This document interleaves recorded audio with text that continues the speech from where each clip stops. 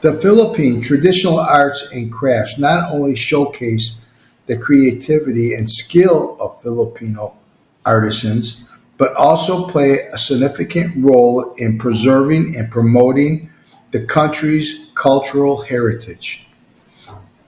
View the video. I believe you're going to like it. And at the end, I'll come back to you and give you my comments.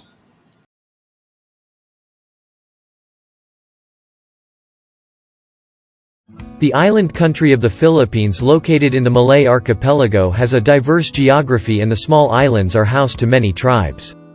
It is a beautiful country, no doubt, with beautiful beaches, lofty mountains, volcanoes, colorful corals, and the blessing of a lush green rainforest. The people here are friendly and make their livelihood through various occupations, among which one deserves special mention. It is the one which involves the arts and crafts in Philippines. Every country has its own special arts and craft. So do Philippines have. Every piece of art or craft produced bears the identity of the country and makes a fine example of the artistic and creative faculties of the people. The cultivation of art or craft requires years of dedication and practice, and is the outcome of hard work and, more than that, love for the art on the part of the artisans. Excellence in arts and crafts in a particular country comes from within and requires some technical knowledge, along with a sound knowledge of the country's history and culture, as many a time the replicas of famous events are portrayed through the medium of arts and crafts. The concept of arts and crafts is related to the making of objects with the artist's own hands. At times with the help of some specialized instruments, skillfully blended with his or her sensitivity and artistic sense. Many villages in Philippines are dedicated to art and craft industries, which not only earn tourist acclaim but are also the sources of employment to many Filipinos. Traditional arts like weaving, metalsmith, pottery, woodcarving, and goldsmith are famous all over the country and are valued both by the locals and tourists. The valuable ornate carvings are a specialty in the southern Philippine islands. There are wood carvers' villages, metalsmiths' villages, and many others specializing in different arts and crafts. Some villagers make items out of shells, bamboo parts, and rattan stems. The abaca leaves are used to make braided bowls and bins, while buri is extensively used for making hats and novelty items. Coconuts and coconut leaves also find varied usage, like making brooms, baskets, and some domestic utility products. And with the existence of art like music and paintings in the Philippines, the door to yet another world has been opened.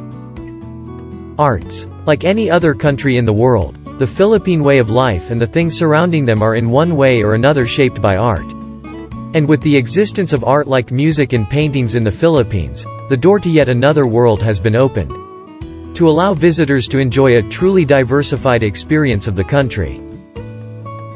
Music. It wasn't until recently that traditional Philippine music began picking up in popularity after being restricted to ethnic minorities for quite some time.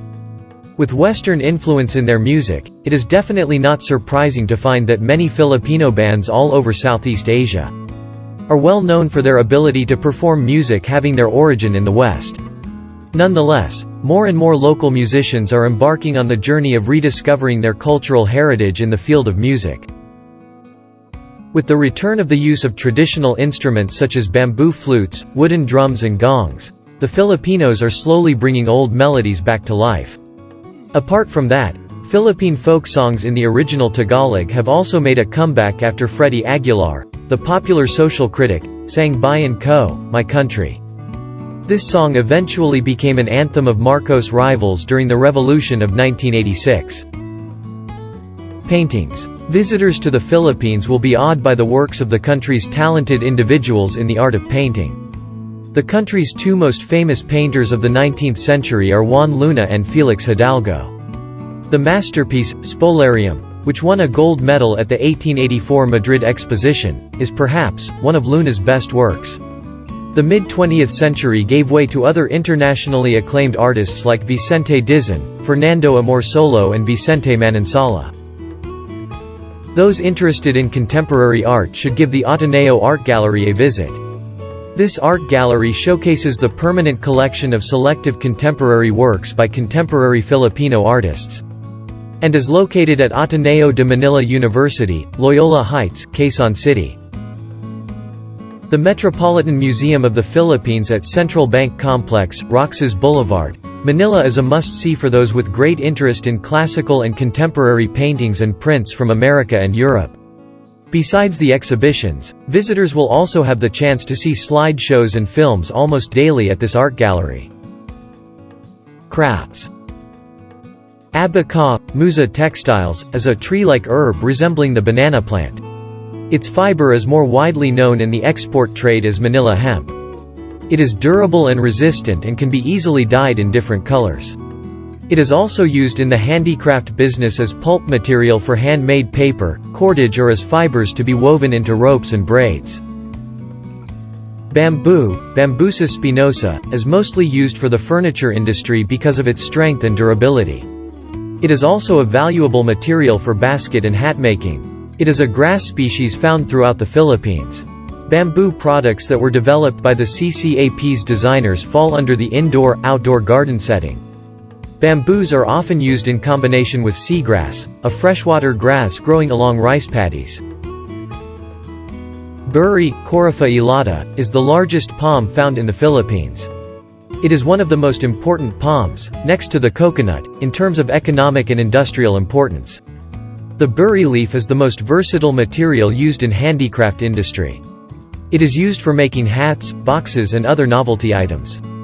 It can be easily dyed and woven into many shapes. Buri split used in combination with rattan poles and tilab fibers is another byproduct of the diverse ways of processing the buri palm into materials for the handicraft industry. It comes from the main stalk of the palm where fronds of the buri are attached. These stalks are stripped and split into 3 mm thickness and bleached to a creamy finish. The application of lacquer further enhances the beauty of this material. CCAP considers these products as classic, generating regular orders for more than a decade since they were first introduced. Callus is a derivative of the buri palm. Locally, the term callus means to loosen and refers to the loosened strands of a buri rope. When woven, callus creates an interesting, rustic pattern with distinct characteristics from its original material. Caragumoy, Pandanus simplex, is a variety of screw pine distributed mostly in the inlands of Luzon and the Visayas Island. It is greenish-gray in color as it dries and is used traditionally for making mats, hats, bags, and baskets. Pandan dagat, Pandanus tectorius, is a variety of screw pine which grows abundantly along seashores of the Philippines. It is made into hats and mats and has evolved to be a favored material for cushions and canisters. Coconut, Cocos nucifera, probably is the most utilized palm in the Philippines. The coconut leaf sticks are used primarily in the handicraft industry as a material for coarse brooms, ting-ting, and baskets. It can be dyed easily and formed into interesting products in combination with other materials. Rattan, Calamus maximus, is the most versatile material used in the craft industry. It is the general name for all climbing palms. It is used to make furniture and small accessories, mostly baskets. Rattan stems can be split and formed into various shapes and can be dyed, stained, bleached, etc. Seagrass, Rhynchospora corymbosa, is coarse sedge, about 1 meter in height. The stems are distinctly triangular, and the leaves are broad and long. It abounds in the marshlands and rice paddies of southern Luzon. It grows well in irrigated lands, as when a rice paddy is left for fallowing. Quezon products are mostly vines, barks and twigs representative of rich resources that abound in this province. Materials are cleverly woven, mixed and matched to capture the rustic look of the handicraft industry. The Philippines is known for its rich cultural heritage. For centuries, this has been manifested through artisans in the Philippines or skilled trade workers who create beautiful crafts by hand. Aside from their rich history of creating intricate handicrafts, the work of these Filipino artisans also deserves honor and recognition for preserving Filipino traditions and culture. Here are some of them. Nelia Ardaniel, Inabel and Binakal weaving. Nelia Ardaniel is an Inabel weaver from Abra, a region that is also well known for Cordillera weaving. She owns and manages Nelia Ardaniel's Loom Weaving, a micro-enterprise in La Paz, Abra that employs local weavers from different generations. As an artisan in the Philippines, Ardaniel has been practicing the art of inabel for more than 60 years. She continues to keep the spirit of her culture alive by collaborating with different organizations and participating in exhibits that aim to bring traditional weaving to more Filipinos in the modern world. Fidel Antiporta Go, Bernay Pottery. Another noteworthy local artisan in the Philippines is Fidel Antiporta Go, whose legacy at Ruby Jar Factory is highly valued in vegans' commitment to preserve its culture. In 1990, Go was recognized by the National Commission for Culture and the Arts as a national folk artist, for his exceptional skill and work in the Bernayan Bernay jar production was originally introduced by Chinese migrants in Vegan City, Ilocos Sur from the 18th to 19th century. The bantig clay used to make the jars is formed with the artisan's hands while a potter's wheel is operated by foot. Afterwards, the jars are air-dried, and then finally cooked in a kiln. Because of Go's work, Bernay tradition has been preserved until today.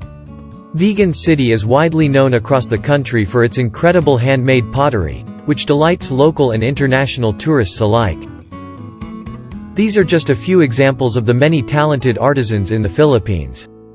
Their work represents the rich cultural heritage of Filipinos, and up to this day, continues to inspire and captivate people across the country and around the world.